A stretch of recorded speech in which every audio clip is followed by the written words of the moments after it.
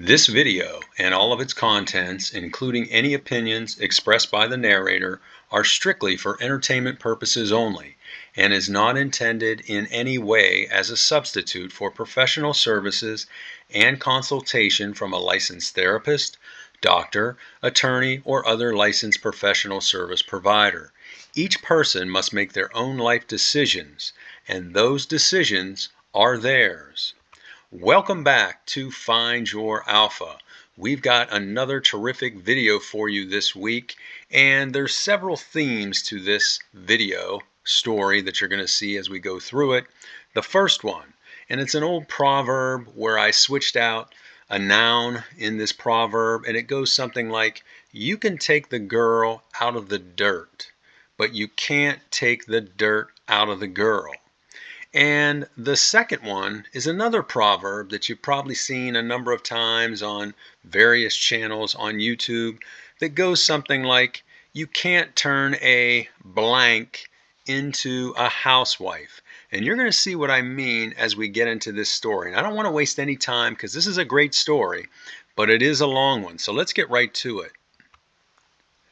And you can see the title right there on your screen. It says, My wife of 26 years cheated right after we married.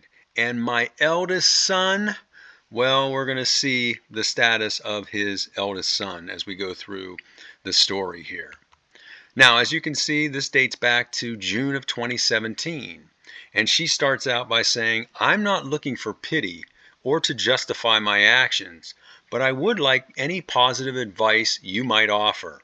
To sum things up, I had a brief affair and became pregnant with a neighbor right after my husband Bill and I, Bree, were married. Now let me read that to you again so it sinks in.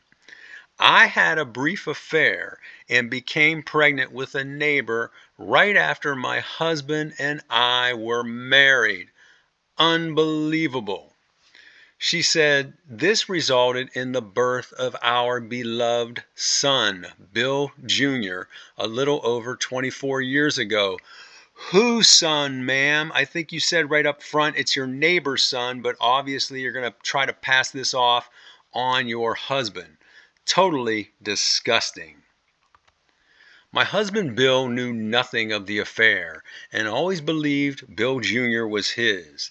I too believed Bill Jr. was my husband's child until around age 5, when it became clear to me, based on his features, that my husband was not his father. Let me now give you some background on how this all happened and why I did what I did those many years ago. My husband and I grew up in the same town, but in very different environments.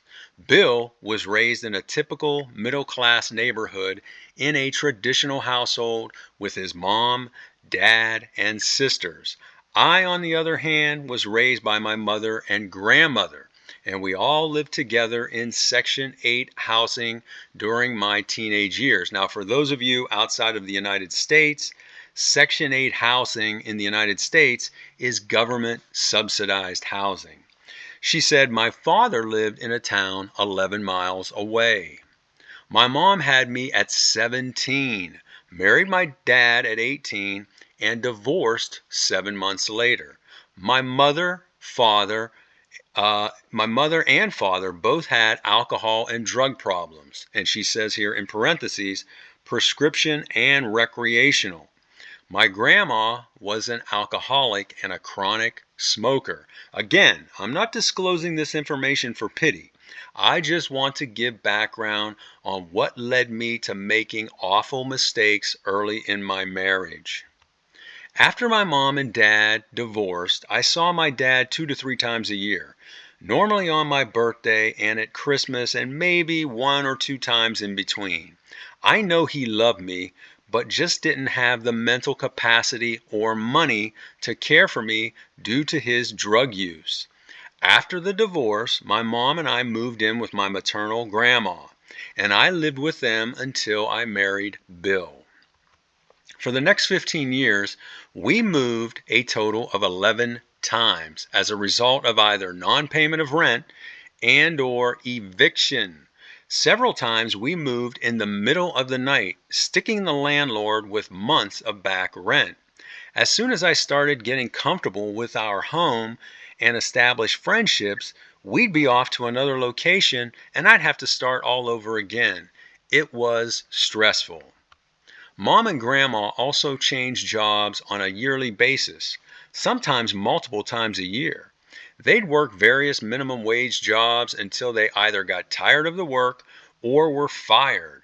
They both pilfered from the companies they worked for and were career shoplifters, with each being charged multiple times for petty theft over the years. Oh my goodness. Grams had Mama at 16 and never married. Over the years, both my mom and Grams had many boyfriends, including numerous one night stands. The longest relationship either of them had never lasted more than a few months. Now, let me say, I was never left alone. They always made sure I was fed, had clean clothes, and a nice bed. It's just my upbringing was non traditional. And that goes without saying based on what she just described. The environment was just not a healthy one from a development standpoint, and consequently, I fell into the same pattern. During high school, I had 7 boyfriends, one of which resulted in a pregnancy. Now, when she's saying she had 7 boyfriends, I'm reading into that she was intimate with 7 different boys during high school, which even back then, 25 or 25 plus years ago, that was still a big, big number. She says, though I wanted to keep the baby, Mom and Grams convinced me to have an A-word procedure, as they both had done in their teens. Oh my. I still regret it today. Now, enter into my life my angel, Bill. He was truly my Prince Charming. I met Bill when I was working at an ice cream stand in our town. He came to the walk-up window one day and asked me what I suggested, and we talked for a few minutes, and right there, within 5 minutes of knowing each other, he asked me out on a date. Now, let me just stop here for a second and say hats off to Bill, because if you do, have an interaction with a girl that you're interested in, you got to shoot your shot because you may not get that chance again. So I tip my hat to Bill there for taking the initiative to talk to this girl and then to ask her out on the spot. Nothing wrong with that, and I encourage everyone who's interested in a woman out there, if you're interested in, maybe taking her out and talking with her more, approach her and do that because you may never get that chance again. So let's go on with this. She said, at the time I was 17 and he was 21. We hit it off right away, even though we were as different as night and day. Bill was in his final month of college and was about to graduate, and I was in my final month of high school. He was an A student, and even though my environment may indicate otherwise, I was a good student with an A and B average. Well, good for you. That's great. We dated as just friends for 3 months and never kissed until my 18th birthday. I'll never forget the night. It was so sweet.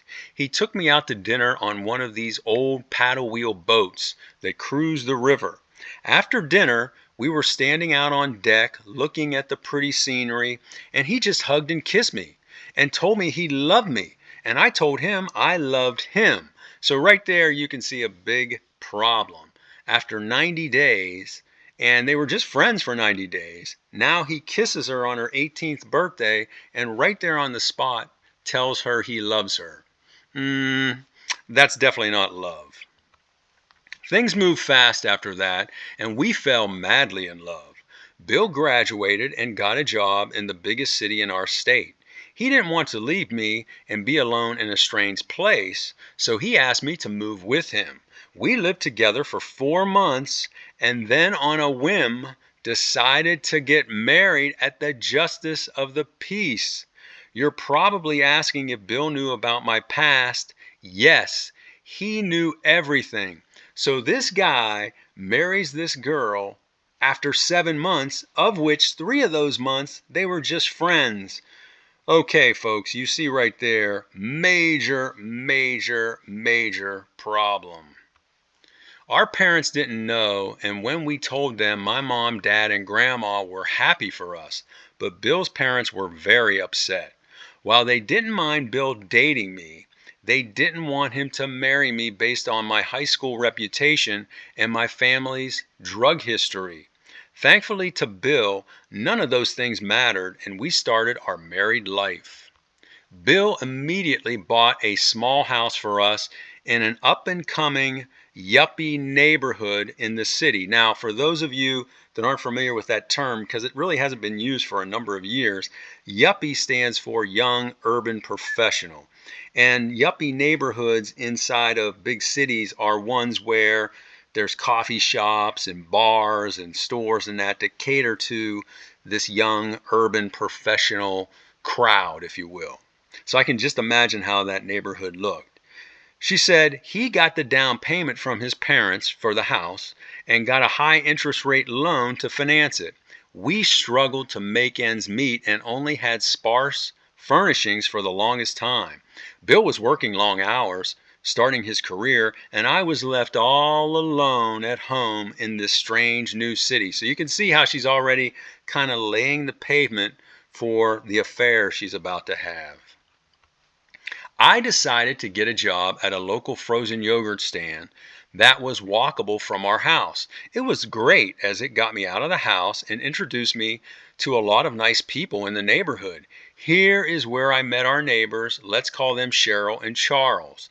They were in their early 40s. Now remember, at this time, she's only like 18, 19 years old. Charles was a truck driver and Cheryl was a housewife. They had 5 kids and visited the yogurt shop once a week as a treat. They were the only non-yuppie people in the neighborhood and more like the people I was used to. After we got to know each other, I would often sit on their porch and talk with them for hours. They both were so nice to me and were my go-to family since Bill was working so much. Well, let me just get to the point here. One week when Cheryl was in the hospital for an operation and my husband Bill was out of town at a work convention, Charles saw me after I finished my shift and asked if I wanted to grab some food with him at a local fast food restaurant. I was exhausted after working 10 hours and decided to take him up on his offer. After eating, we returned to our street and I told him about a leaking shower faucet we had that I couldn't turn off. He offered to come in and fix it, which he did, and after that we sat on the couch and talked. We ended up having that night, and he left at 2 a.m. so not to be seen by neighbors. So she just kind of slips that in there. Oh, we were talking. And then we ended up having that night. Unbelievable. She said the following night he snuck over again after midnight and stayed till morning. So she can't use the excuse, this was a big mistake and it just happened on a whim. No, it didn't happen on a whim. This was all planned. And to be honest, I bet this was going on for quite some time. After our second time, guilt overwhelmed me, and we both agreed to end the affair and say nothing more of it. It's so weird when I think back on those days now. I don't know why I did it. I wasn't attracted to Charles in the least. He wasn't handsome or built. He was short, wore old clothes, and didn't have any money. I think we connected because he reminded me of my dad. Oh my goodness, those are extreme daddy issues this woman has. Jeez. After this, I fully dedicated myself to my husband and asked God to forgive me for what I'd done. I promised God that I would do everything I could for the rest of my life to make it up to my husband, which I have. Bill came back from his trip and we resumed married life just as before, except now I was even more attentive and loving than ever before. 6 weeks later, I found out I was pregnant. Yes, I knew there was a slight chance the child might not be Bill's, but thought there was no way since Bill and I had been together every day, sometimes multiple times per day, except for those 3 days when he was out of town, while I was only with Charles those 2 nights, and both times he pulled out. Memo here, lady. Pulling out does not prevent pregnancy. You should have known that at age 18 or 19, whatever you were. And Charles, for sure, at age 40 plus, should have known that. I never spoke to Charles or Cheryl again and actually never saw them again, as a week later they moved out of their house in the middle of the night without saying goodbye to anyone in the neighborhood. Turns out their home was in foreclosure and they never told anyone and instead just decided to move prior to being evicted. All the neighbors were surprised. My pregnancy was very complicated, and I was bedridden for the final 2 months. My husband took great care of me, and this made me love him even more, if that was even possible. At the age of 19, I gave birth to our son, and we named him Bill Jr. Bill was so happy and proud. For the first few years, I thought Bill Jr. was Bill's child. But at around 5 years, I could tell he wasn't. While his hair and eye color were like Bill's, his facial features, his build, and the odd shape of his head were a mirror image of Charles and his sons. My husband never really knew Charles or Cheryl that well, so I thought my terrible secret would never be discovered. Thankfully, back then, there were none of these home DNA testing kits like we have today. To make matters worse, after the birth of Bill Jr., my doctor advised that I would not be able to have more children as a result of the complicated pregnancy, which was a result of scarring from the A word procedure I had a few years earlier. Learning this, I begged Bill to adopt a child, but he said he had his wife and son now and couldn't be happier.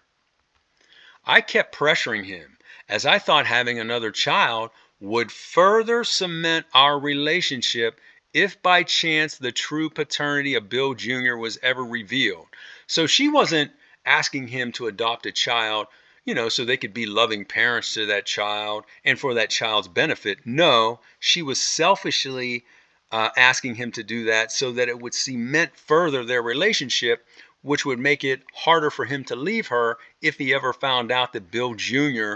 wasn't his. Again, just disgusting. Eventually, after 5 years, Bill and I adopted our son, call him Stevie. Our second son, call him Stevie. We were now a beautiful, happy family of 4. My sons idolized their father, and he idolized them. They were inseparable. And the bond between Bill and Bill Jr. was especially a tight one. Bill is a little over 6'2" and in great shape, while Bill Jr. is barely 5'8" and is stocky like his biological father. This always bothered Bill Jr. as he wanted to look like and be like his dad, but was never able to achieve Bill's physical, academic, or athletic ability no matter how hard he tried. This didn't matter to Bill, as he always reassured Bill Jr. that he was wonderful and wanted him to be his own man. He would always tell him, "Bill, don't try to be like me. Be your own man and find something you love." He always told him how special he was and really built up his confidence. Bill Jr. eventually found himself in trade school when he took up plumbing. He's got a good job now, making really good money. He's married and has an infant son. My husband Bill was his best man, and he named his son Bill the Third. I swear he loves his father more than he loves his wife or me. This makes what happened next all the more difficult. Bill Jr. and his family live about an hour away. But one day he showed up at my door in the middle of the day. I could tell something was wrong. He came in and we talked. He calmly explained that he was contacted by a man claiming to be his brother. And she puts in here, OMG, oh my God. The man and his siblings had done one of those at-home tests, and it showed they had a half-brother. They were able to track him down searching online. He met them, and they gave him a copy of the results. To make sure this was accurate, Bill Jr. took an ancestor test himself, and it confirmed the same. After telling me this and showing me the test results, he just started crying, asking me how I could do such a thing to him and his father. I just told him I was sorry and said I kept it secret as I didn't want to hurt them. At this point, I wasn't crying as I was in shock, actual shock. My focus was on consoling my son. After a few minutes of crying, he looked at me with hate in his eyes and said, "You are an evil person." I told him I wasn't, and that it didn't matter who his biological father was, as Bill was and will always be his father. Bill Jr. then said, "Yes, Bill is my father, but effective right now, you are not my mother." With this, he got up and stormed out. I called him. He answered, and I begged him to come back to talk, and he said no. I then said, "We've got to tell your dad." Hearing this, he exploded, saying, "Don't you dare tell my dad anything, you witch. Don't you dare." I said, "Honey, we have to. We can't keep this secret now that you know." He yelled at me and demanded I not say anything and hung up. I tried calling and texting him, but the only response he sent was, "Do not say anything to my father and do not come to my home." It was then I broke down emotionally. That evening, Bill didn't come home. He just sent me a text at 7:09 p.m. saying, "I will not be home. I'm spending the night with my son." I knew now he knew. I decided not to cause any more stress than I had already, so I let them be and just cried all night, not sleeping a wink. At 6:20 a.m., Bill came through the door and into the bedroom while I was laying there. He sat on the bed beside me and told me to tell him everything.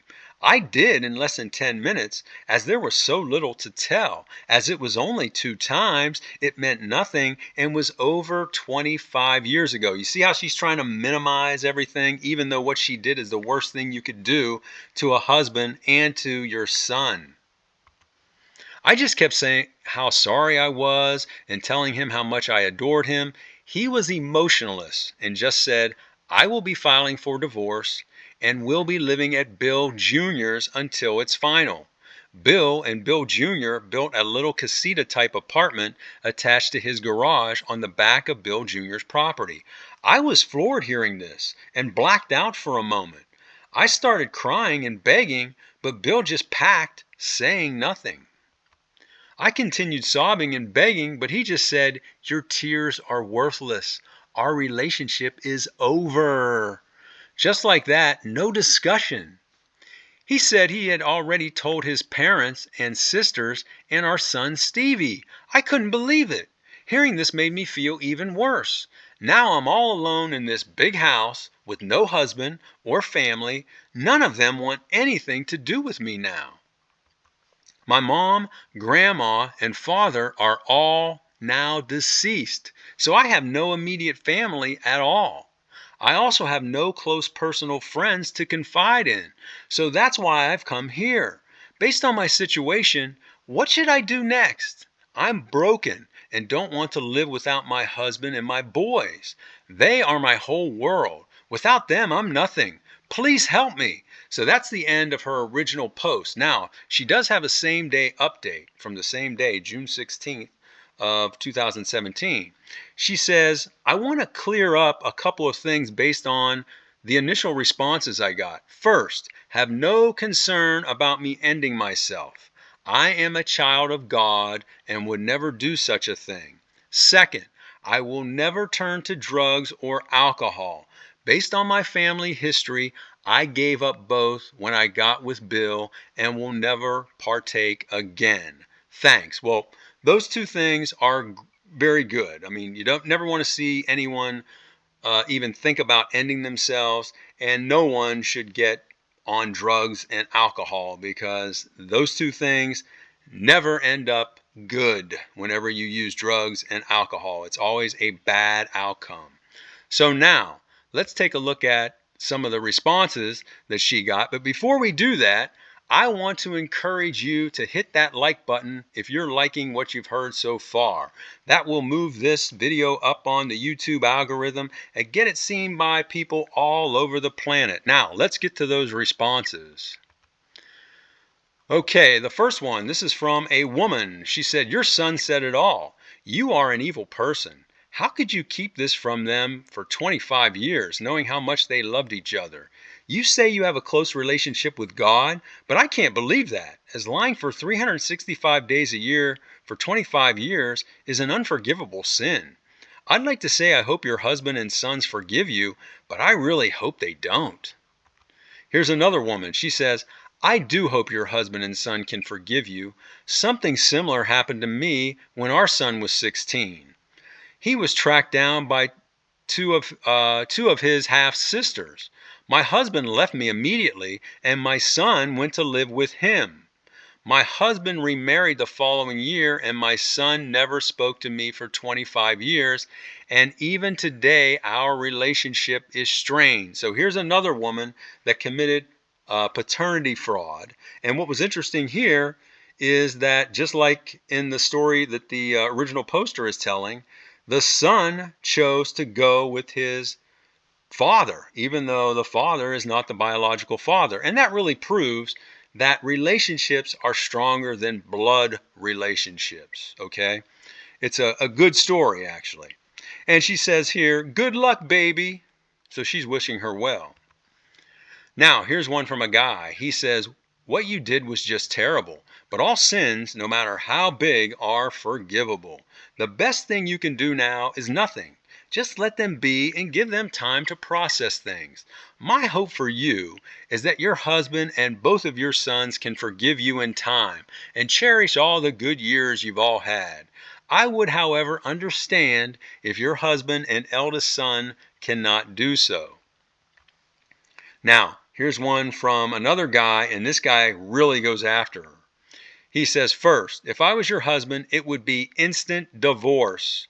And I'd try to sue your AWS if I could for paternity fraud. Second, if I was your son, I would totally cut you out of my life. You are a human cancer, a selfish narcissist who only cares about herself. What makes your crime even worse is you knew you couldn't have more children. This means your husband could never have a biological child with you. So, to try to cement your relationship, you kept the lie going and coerced him into adopting a child. Do you understand how sinister this is? I hope one day you get what's coming to you and hope your husband remarries and has as many biological kids as he wants. You are pure evil."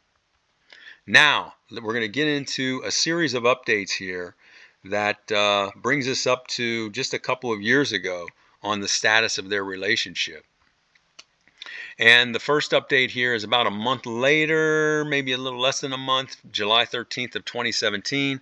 She says, "Thanks everyone for your responses. A lot of people rightfully called me names, and I deserve it, as I know what I did to my husband and son is beyond cruel and has likely damaged them psychologically." Yeah, I would say that they're probably both damaged to some degree psychologically by this.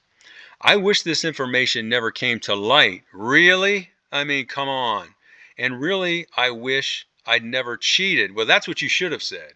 You should have just said, "I wish I'd never cheated." You shouldn't have put that first statement in there.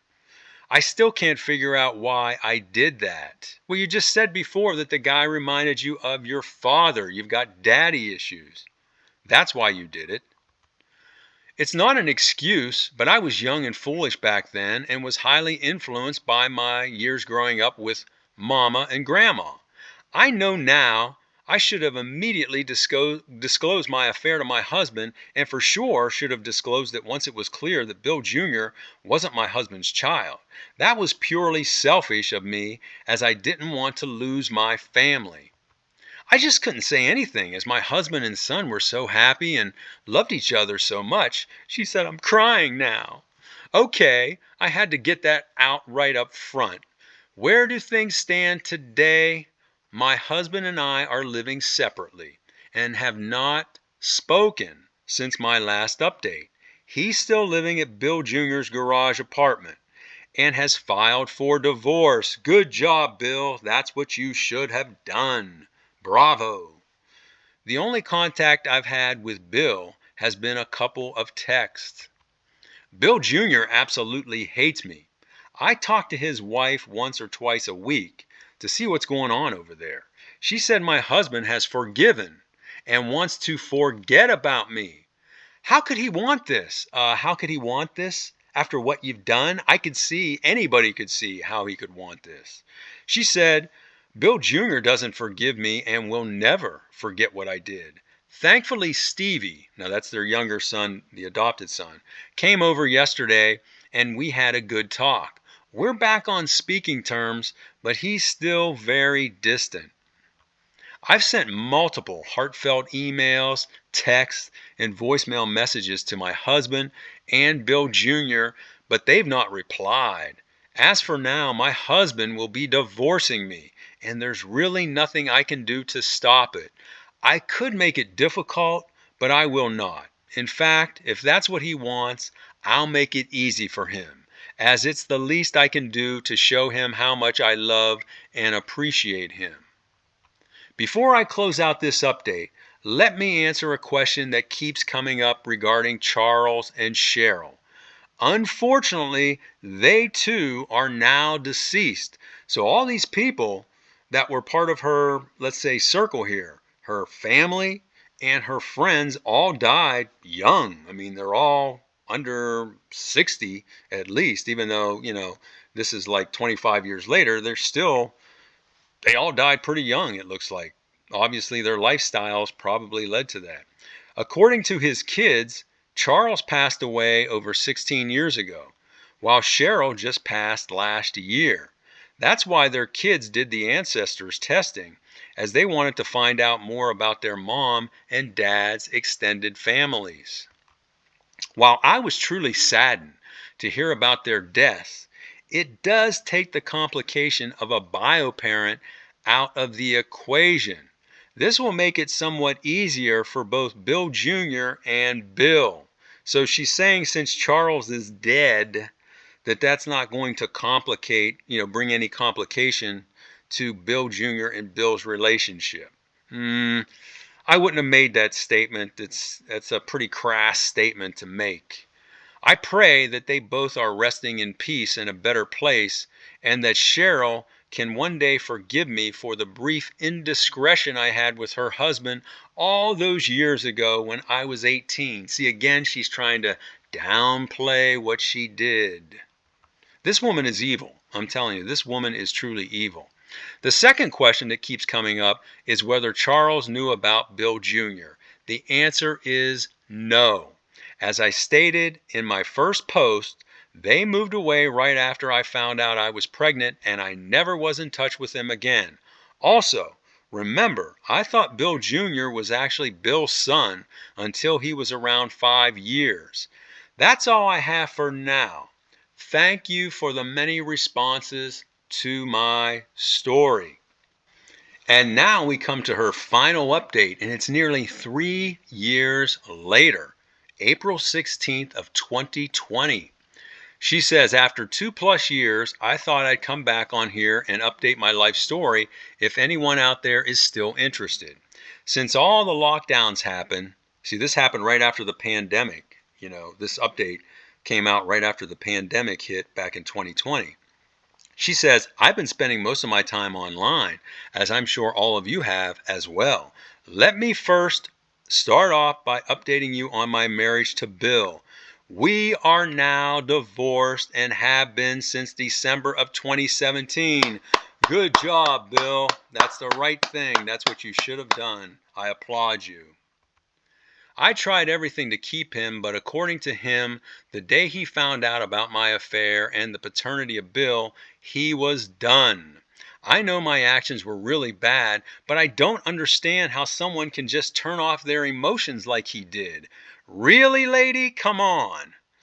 One day he was madly in love with me, enjoying life, and the next, the love was completely gone. I just can't see how that's even possible. I think everybody in my audience out there sees exactly how that's possible. It didn't matter to Bill that I was just 18 when this all happened, or that it was over 25 years ago. To him, he was done with me. His response to everything really destroyed me inside, as he reacted like a robot and showed no outward emotion. Meanwhile, I had to do everything I could to prevent myself from bursting out in tears every minute during this time. And guys out there, that's how you need to conduct yourself. When you are dealing with an emotional situation, you never want to wear your emotions on your sleeve. You never want to break down and cry in front of a woman or in front of your kids or in front of really anyone. As a man, you want to internalize those things. And when you get to private time, then that's your time to break down if you want to.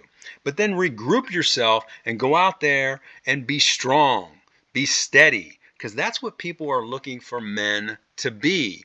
You know, you see a lot these days where women are saying, especially a lot of the women in the FU men movement, they're saying, oh, I love an emotional man. It's like, no, they really don't love an emotional man. They look at an emotional man as being a weakling. You want to be strong because you are strong. You are the leaders. So remember that. While we were on the subject of Bill, I'll let you know he's now engaged to marry a woman he worked with for 13 years. She's 34 and he's now 51. So Bill, my man, has got himself a younger woman. Good for you, Bill. The ink wasn't even dry on our divorce papers when he started dating her. I believe he was seeing her while we were married, but my daughter-in-law insists that's not the case. She said they only started dating after we were divorced.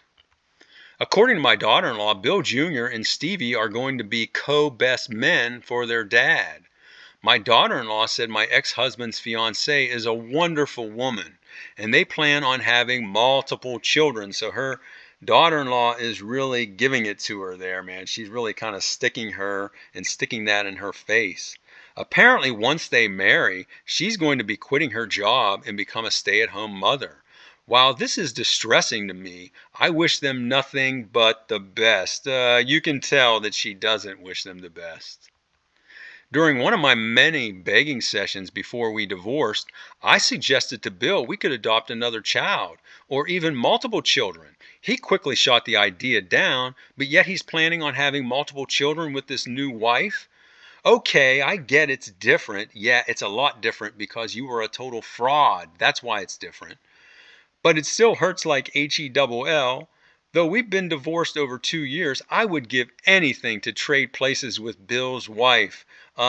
Here's a suggestion for Bill's wife. Watch out because this woman, I think, is going to be a stalker potentially. Be careful. I'm happy to report that Bill Jr. and I are back on speaking terms. We started talking about a year ago. However, all of our subsequent interactions have been initiated by me, and he basically only gives yes, no, or I don't know answers. Stevie does the same, although he does occasionally ask me questions. It's as if my boys see me as a monster and only want to interact with me when they have to. The reason why they're acting like this is they don't know you. For 25 years, or however old Stevie is, they thought that, hey, their mom was one way. And then they come to find out their mom is a cheat, their mom is a liar, and a habitual liar. So they don't know this person that's in front of them. It's going to take years, if ever, for them to get back to how they viewed you before. And I would say they will never get back to how they viewed you before. My daughter-in-law, Bill Jr.'s wife, has been a guardian angel, helping me get through the divorce and helping me mend fences with both Bill Jr. and Stevie. That girl is wise beyond her years and is a great wife and mother. She tells it like it is and has said some mean things to me over the years, but they were all things I've needed to hear. She's just wonderful. I think that's all I have to say. I wish I had better news to share. Well, I think you did share very good news that Bill divorced you and he's moving on with his life and he's going to have hopefully a very happy life with this new woman. She says, but life is getting a little better with each and every new day. Bill was very generous to me in the divorce, and I'm now working at a data entry job at the university, so money's not a problem. I'd give everything away right now if I could to get my marriage back, but that's never going to happen. Thanks for reading my post. Stay safe and healthy. So that's the story out there, guys. And again, I think this guy, Bill, handled this the best way he could. You know, he was strong. He didn't show his emotions. He was like a robot, according to her, very businesslike. Divorced her immediately, moved out immediately, and that's the way he handled it. That's the way he should have handled it. And, he's got 2 kids. He loves his boys, and hopefully they'll all have a very good life. And hopefully Bill will go on to have a very productive life and a good marriage, even though I would say, Bill, don't get married. You can live with this woman. You can still have children with this woman. It's not necessary to get married because, again, you might lose another 50% of your wealth somewhere down the road that you just lost to this Bree when you divorced her. So I would say, don't get married, but have a good relationship with this new woman that you're with. So those are my thoughts out there. Now I want to hear from you. What are your feelings about this story? How do you think Bill handled this situation? Would you have done something different? What about situations like this that you've encountered? Have you ever encountered something like this? Tell us about it. I want to hear from you. Also, if you like this video, hit that like button, share it with your friends, and please subscribe to this great channel, and I will talk to you on the next one.